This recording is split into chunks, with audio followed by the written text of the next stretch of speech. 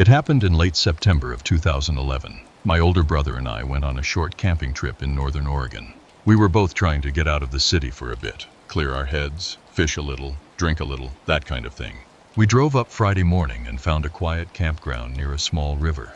It was beautiful, thick moss everywhere, big cedar trees, and a steady mist that made everything feel a little dreamlike. There were maybe 2 other groups camping, both far enough away that we couldn't see them through the trees.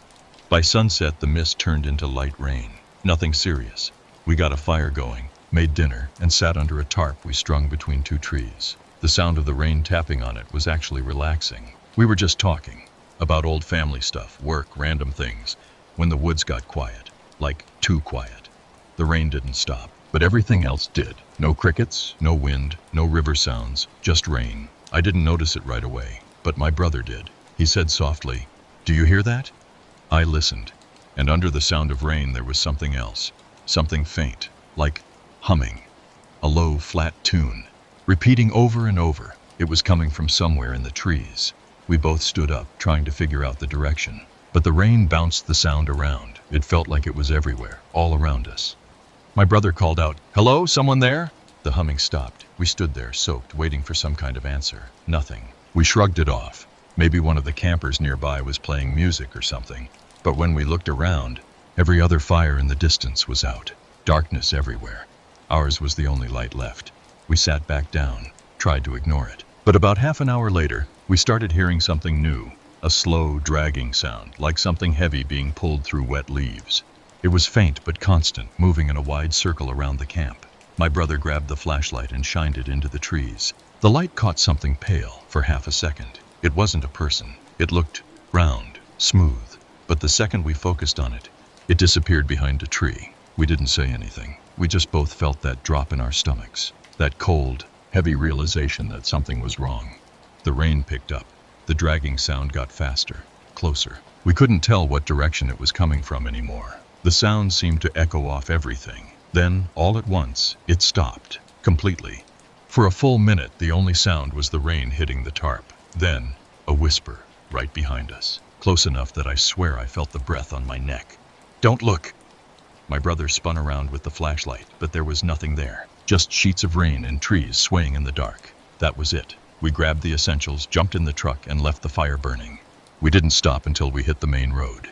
The next morning, we went back with a ranger. Our tent was torn open, the tarp was gone, and the fire pit, which should have been ash and water, looked like someone had raked through it. Everything had been disturbed, like someone had been digging underneath it. The ranger said we probably scared off a transient, but he didn't sound convinced. He kept glancing around the trees like he was listening for something. That was 13 years ago. I've gone camping plenty of times since, but never when it rains, because sometimes, when it's quiet enough, and the rain hits the window just right, I can still hear that humming, faint, right outside. I used to love camping alone. Something about being disconnected from everything. No phone service, no noise, just the rain, the wind, and your own thoughts. But there was one night, back in 2016, that ruined solo camping for me forever. It was late October, northern Oregon. The forecast said light rain, so I figured it would be peaceful. Just a quiet weekend with my dog and a small fire by the lake. When I got there, it was exactly what I wanted. Empty trails, fog over the water, and that kind of silence that only exists miles from anywhere. By nightfall, the rain started coming down steady, not hard, but constant. Just that endless tapping sound on the tent. I turned on a little lantern, opened a beer, and listened to music through my phone until around midnight. That's when my dog lifted his head. He didn't bark, just stared toward the tent flap. Ears up, tail down. Just stared toward the tent flap. Ears up, tail down. I paused my music, listening. At first I thought it was rainwater dripping off the trees, but it was too rhythmic, too deliberate. Step, step, step. Someone was walking outside. I turned off the lantern, and it was instantly pitch black except for faint moonlight filtering through the clouds. My heart was pounding so hard I could feel it in my ears. The steps came closer, soft, slow, squishing through the wet mud. Then they stopped, maybe 2 feet from the tent. The next sound made my skin crawl. The zipper on my tent, moved, just slightly, like a hand was testing it, trying to see if it was locked. My dog growled, low and quiet. I put my hand on his collar and whispered, "Quiet." The zipper stopped. For maybe 10 seconds, nothing moved. Then I saw it. A hand pressed against the tent wall, inches from my face. The fabric dipped inward as 5 fingers dragged slowly down the side. I wanted to say something, yell, or warn whoever it was that I had a weapon, but I couldn't speak. Every sound caught in my throat. The hand disappeared. Silence. I waited. 1 minute. 2. Nothing. When I finally worked up the nerve to peek outside, the rain had lightened up a bit. I pointed my flashlight toward the ground. There were bare footprints in the mud, human, circling my tent once, and then leading off into the woods. No shoes, no socks, just bare feet. They stopped about 20 feet away, like whoever it was had vanished into thin air. I didn't sleep the rest of the night. I packed up at sunrise and left. And the weirdest part? When I told a ranger the next morning, he just looked at me for a long time and said, "You're not the first person to tell me something like that around here." I was 17 when this happened. It was the summer before senior year, and a few of my buddies and I decided to go camping out near Lake Superior in Minnesota. We'd gone there plenty of times before. It was kind of our spot. Old pine trees, a huge stretch of rocky shoreline, and a clearing just big enough for 3 tents and a fire pit. That weekend it was just me, Dylan, and Mark. We hiked in Friday evening, got set up, built a fire, cracked open some beers we definitely weren't old enough to have, and spent the night joking around, playing music, and roasting whatever food we brought. By midnight the wind had picked up, and you could smell rain in the air. So we tossed an extra tarp over the firewood and kept talking under the canopy. The woods were dark, darker than usual, and the air had that heavy, electric stillness right before a storm. That's when I noticed something. Between the gusts of wind, I could hear another sound.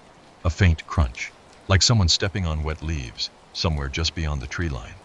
I turned my flashlight toward it, but it barely reached more than 20 feet before the darkness swallowed it whole. Mark laughed and said it was probably a raccoon, but the sound didn't feel like an animal. It was slow, rhythmic, 2 steps, pause, 2 more. We brushed it off and kept talking, though I caught myself looking into the woods more than at the fire. Around 1 a.m., the rain finally started, soft at first, then steady. The fire hissed and sputtered but stayed alive. We sat there watching the sparks float up into the night, and then Dylan stopped mid-sentence. His face went blank. He pointed toward the edge of the trees and whispered, "Do you see that?" I followed his finger. At first I didn't see anything, just darkness. Then lightning flashed. For maybe half a second the woods lit up, and there he was.